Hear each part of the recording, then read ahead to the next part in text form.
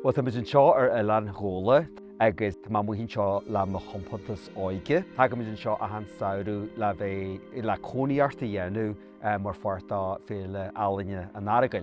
Thug mai níos an chompantas óige. Tá chuid is mó acu is oscail lomnaí an dá chruinne n-áit bhfuil me a gobar mór leachtar. Inniu, táimid sa trá Oibríonn nGabhla agus táimid ag damhsa ar an seo le haghaidh píosa éireadh dance company. Se de mo céad uair an seo agus tá sé an ceas. Agad siad a siúil trasna a tré, just go ruí go máil sa sé aontainn a cuairta.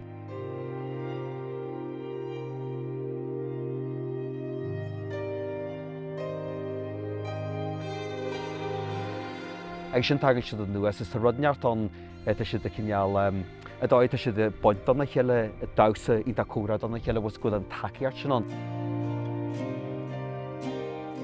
A siúr an do bhuaí me héin nuair fan daine buas, just tagan bála do haceart fríd goí. Is me genig go sin léirithe an. Tá muid déanú cineal máchnú agus grainnín taide ar damhsa cáile, agus an píosa tíomh muoich.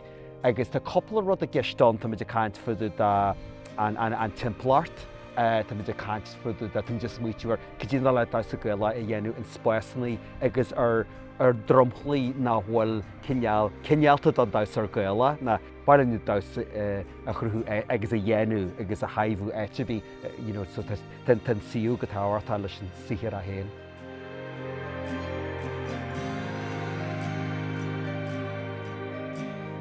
Sa píosa inniu, táimid ag damhsa ar an trá. Tá sé t-athrú, ní muid ag damhsa ar an trá de gra. Is rincóir mór Breandán de Gallaí mar tá lán ólas aici faoi damhsa agus nóair a chuir sé ceist an mbeidh dul go dtí dúna ná bhí sceitiminí arm.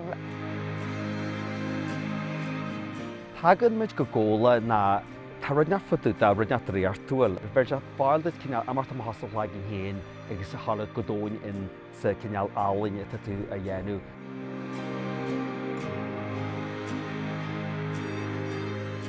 Sin seasan leis agus tá sé aontainn tá briseite a choirí, ba tá si titim seasan aige mbliana.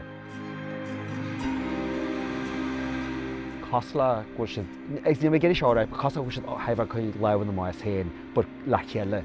Bud ní sin na t-athrú, bud sin sé go cosla.